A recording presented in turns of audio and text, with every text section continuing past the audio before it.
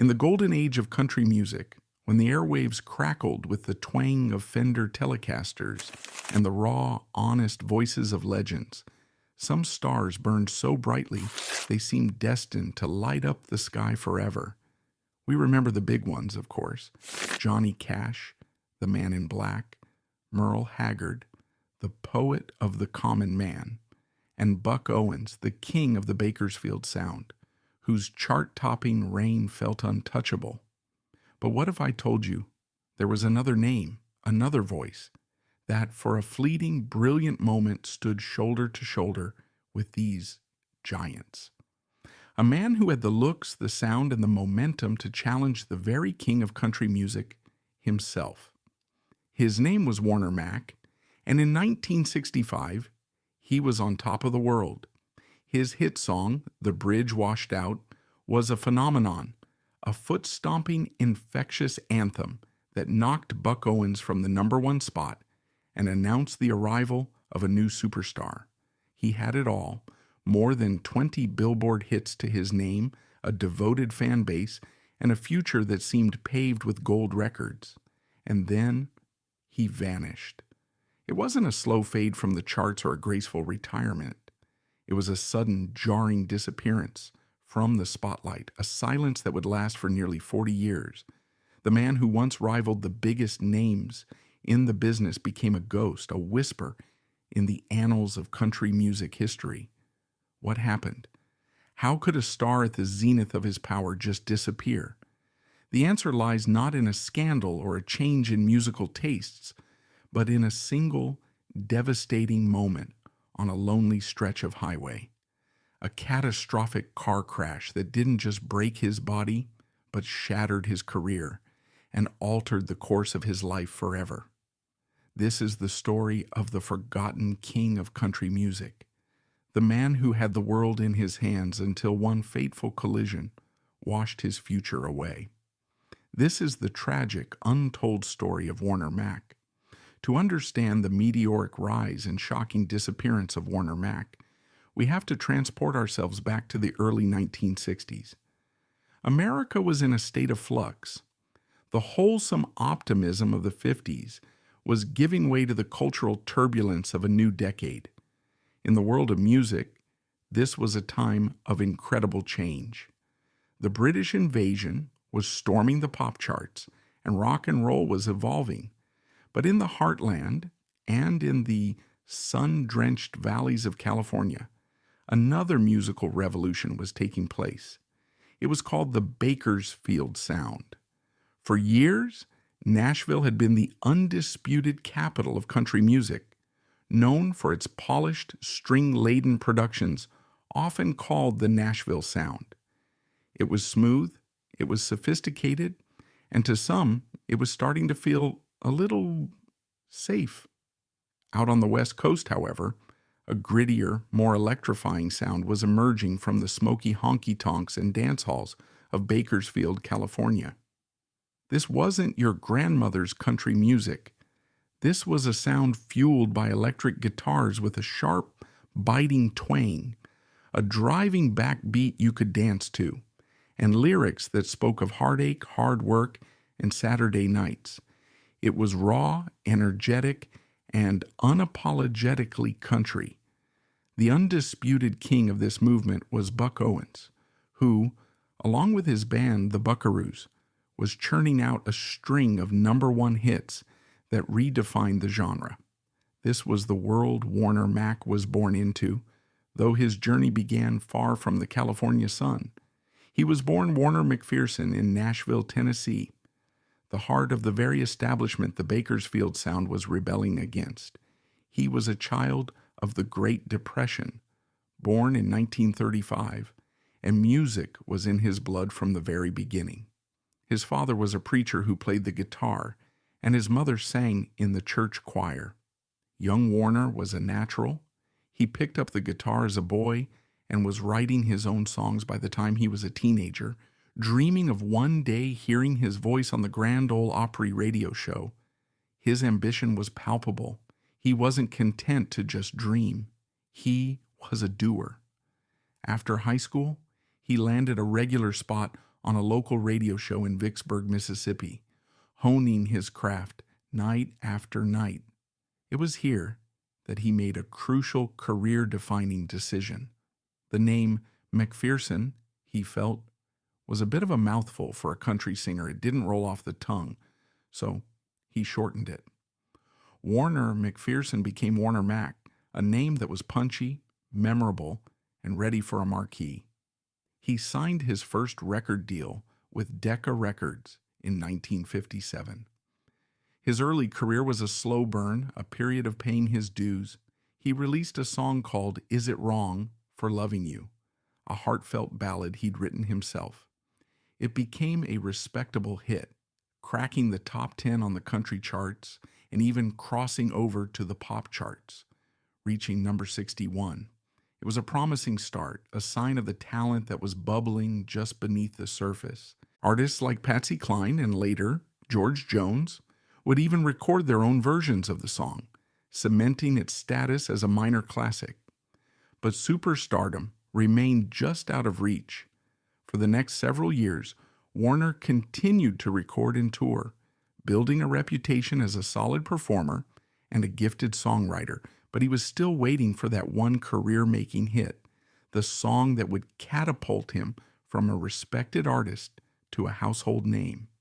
He didn't know it yet, but that song and the whirlwind of fame that would follow was just around the corner, and with it, a cruel twist of fate that no one could have predicted.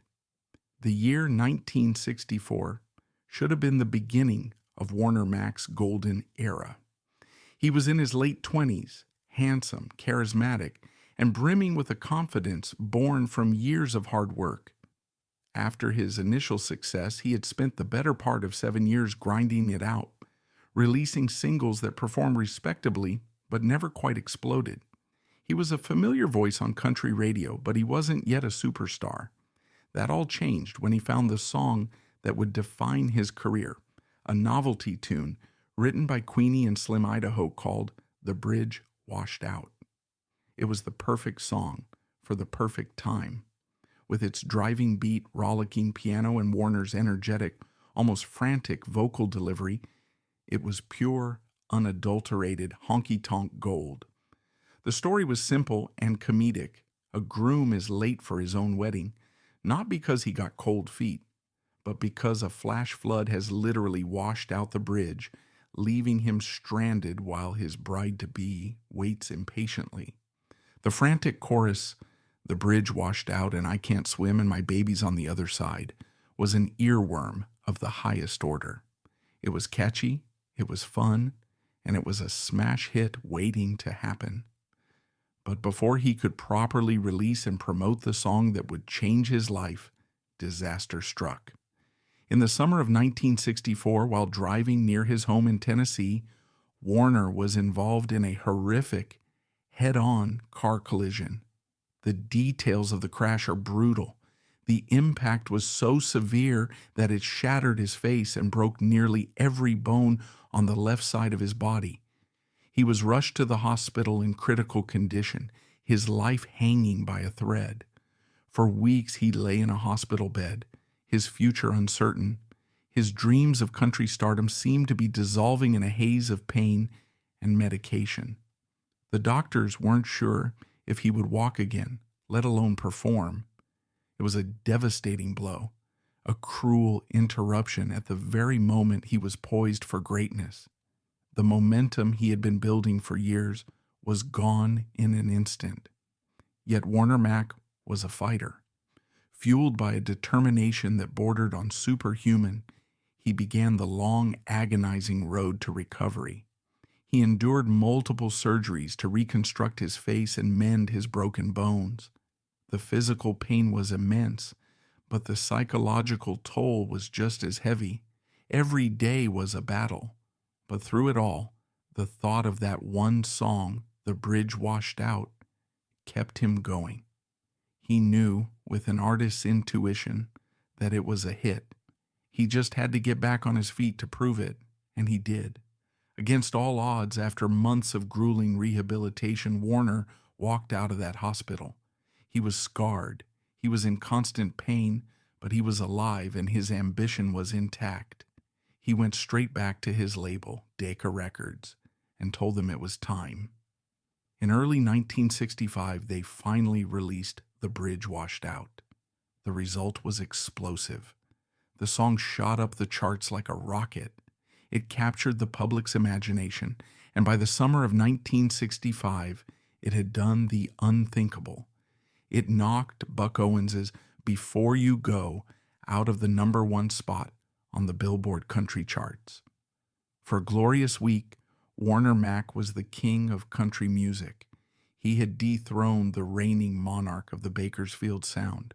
It was the culmination of everything he had ever worked for, a sweet, hard-won victory that must have felt all the more triumphant after his near-death experience. The success was overwhelming. He was suddenly in demand everywhere. He was a headliner, a star of the Grand Ole Opry, and his face was on the cover of music magazines. He followed up his massive hit with a string of other successful singles like Sittin' in an All-Night Cafe and Talkin' to the Wall. Between 1965 and the early 1970s, he charted over 20 times. He was living the dream he had harbored since he was a boy, writing songs in his bedroom. He had stared death in the face and emerged a champion. From the outside, it looked like Warner Mack was invincible. But the scars from that car crash were deeper than anyone knew, and the shadows of that day would follow him for the rest of his life. To the fans who saw him on stage at the Grand Ole Opry or heard his upbeat hits on the radio, Warner Mack was the picture of success. He was charming, his voice was strong, and he delivered his songs with an infectious energy. But behind the bright lights and the sequined suits, he was a man living in a private world of pain. The 1964 car accident had left him with more than just physical scars. It had inflicted a deep and lasting trauma that would quietly shape the rest of his life. The most immediate and enduring consequence was chronic pain. The extensive injuries he sustained, particularly the shattered bones on his left side, never fully healed in a way that left him free of discomfort. Performing, which requires hours of standing, traveling, and the high-energy physicality of a stage show, became a constant battle against his own body. Friends and fellow musicians from that era would later recall that while he never complained publicly, there were often signs of his struggle. He might move a little stiffly or seem to tire more easily than others, but he would always push through, driven by his love for the music and a profound sense of responsibility to his audience. This physical toll was compounded by a growing psychological burden. In the aftermath of the crash, Warner developed a deep-seated fear of driving. This wasn't just a minor nervousness, it was a crippling phobia that made the very foundation of a touring musician's life on the road, a source of constant anxiety. In the 1960s and 70s, artists didn't have the luxury of multi-million-dollar tour buses with personal drivers. More often than not, they drove themselves and their bands from gig to gig in cars or vans, crisscrossing the country on an endless circuit of state fairs, auditoriums, and honky-tonks. For Warner, every mile was a trial. Getting behind the wheel of a car, or even being a passenger, could trigger a wave of panic. Imagine the impossible position this put him in. The very thing he needed to do to sustain his career, tour relentlessly, was the thing that terrified him the most. He was trapped. He managed for years, forcing himself onto the road out of sheer willpower. But the constant stress began to eat away at him. It was a secret he kept largely to himself, a hidden struggle behind the smiling facade of a country star. One rarely told story perfectly illustrates the depth of his internal conflict. Sometime in the late 1960s, he was scheduled for a lucrative and prestigious series of shows in Las Vegas. It was a major booking, the kind of engagement that solidifies a star's status. But to get there, he had to drive through the desert. As the date approached, the anxiety became unbearable. The thought of that long, open road, the vulnerability of being in a car for that long, was too much. At the last minute, he canceled the entire engagement. Professionally, it was a disastrous move. It cost him a significant amount of money and damaged his reputation for reliability. But personally, it was an act of self-preservation. He had reached a breaking point where the fear finally outweighed the ambition. This internal battle, this constant war between his passion for music and his paralyzing trauma, was the beginning of his slow retreat from the spotlight. The music industry is notoriously unforgiving. If you're not on the road, you're not on the radio. If you're not visible, you're forgotten. As Warner began to turn down tours and limit his appearances, his chart success inevitably began to wane. His last major hit was in the early 1970s. By the middle of the decade, the hits had stopped coming altogether. The man who had once knocked Buck Owens off the top of the charts was quietly, inexorably fading away. It wasn't that he fell out of love with music. It was that the price of fame, a price paid in constant fear and pain, had simply become too high. He was being haunted by the ghost of that car crash, and it was slowly pulling him from the world he had fought so hard to conquer. The disappearance of a major star from the public eye often invites speculation and rumor. Did they have a falling out with their label? Did they succumb to the personal demons of substance abuse that have claimed so many artists?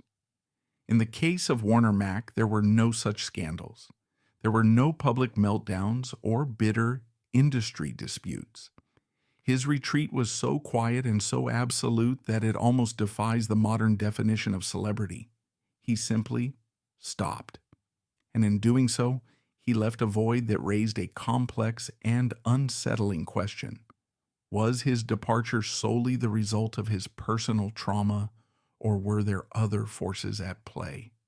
The dominant and most compelling reason for his withdrawal was, without a doubt, the long shadow of his 1964 car accident. The chronic pain and the crippling fear of driving created an impossible paradox. To be a successful country star, he had to tour. But to tour was to relive his trauma on a daily basis. It was an unsustainable existence. It's not a stretch to say he likely suffered from a form of post-traumatic stress disorder, or PTSD, a condition that was not widely understood or discussed in the 1970s. There was no language for what he was going through, no support system for an artist struggling with the invisible wounds of a past catastrophe. He was left to deal with his demons alone. However, to view his story solely through this lens is to miss some of the nuances of the era. The country music landscape itself was changing rapidly during the 1970s. The raw, twangy Bakersfield sound that had been his bread and butter was beginning to be supplanted by the countrypolitan movement, and later, the outlaw rebellion, led by figures like Willie Nelson and Waylon Jennings. Tastes were shifting. Nashville was reasserting its dominance with smoother, more pop-inflected productions. While Warner had a versatile voice, his identity was firmly rooted in the honky-tonk tradition. It's possible that even without his personal struggles, he would have faced a tougher battle to stay relevant in this new musical climate. His decision to step away may have been a deeply personal one, but it also coincided with a cultural tide that was turning. There is also the simple human element of burnout. Warner Mack had been performing professionally since he was a teenager. He had spent the better part of 2 decades on the road chasing a dream. He had achieved that dream, reaching the very pinnacle of his profession. Perhaps after surviving a near-death experience, his priorities shifted.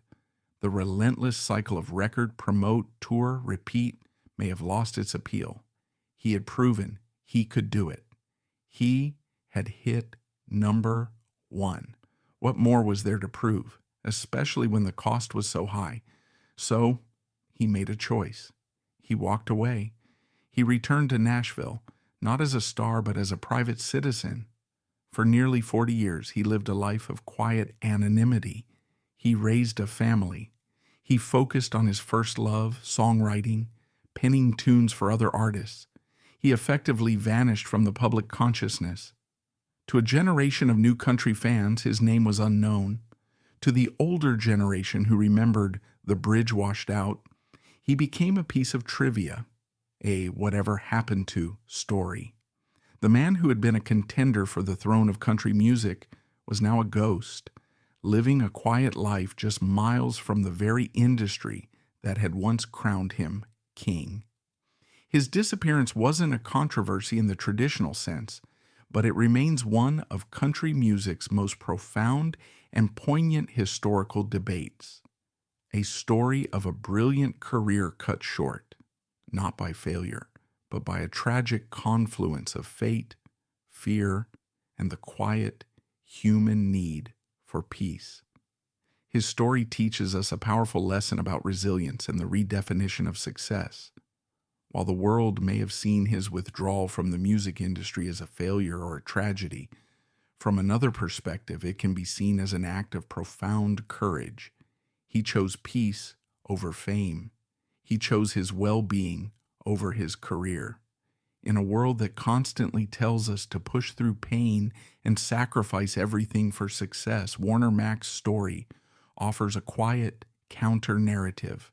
He walked away from the spotlight to build a life for himself on his own terms, away from the triggers of his trauma. He found a different kind of success in family, in the private joy of songwriting, and in the simple act of survival. Today, Warner Mack is remembered by country music purists and historians as a formidable talent whose potential was tragically curtailed. His hits are still played on classic country radio, a vibrant echo from a bygone era. But his story resonates far beyond the notes of his songs. It serves as a poignant memorial to all the brilliant voices that have been silenced too soon, not by a lack of talent, but by the cruel randomness of fate. He is a symbol of the human spirit's vulnerability, but also its capacity to endure and find a different path. He may have vanished from the charts, but the lessons of his life about the price of a dream and the courage it takes to choose a different one still matter today. His nearly 40 years of silence were not empty. They were filled with a different kind of life, a life of quiet dignity away from the roar of the crowd. He chose family over fans, peace over pressure. He never stopped loving music. He simply found a new way to live with it, as a songwriter, crafting stories for others to sing. When he finally passed away in 2022 at the age of 86, the obituaries rightly focused on his string of hits and his brief reign at the top. But his true story is much deeper than that. It's a story that asks us to look beyond the charts and the gold records and to see the human being behind the legend. Yeah, it reminds us that our heroes are fragile, that fame can be a heavy burden, and that sometimes the most courageous act is not to keep fighting, but to know when to walk away. Warner Mack's bridge to superstardom was washed out by a cruel twist of fate, but he managed to find another way across to the other side, to a life of quiet contentment. And in that, there is a lesson of resilience and a bittersweet beauty that echoes longer and louder than any number one hit ever could.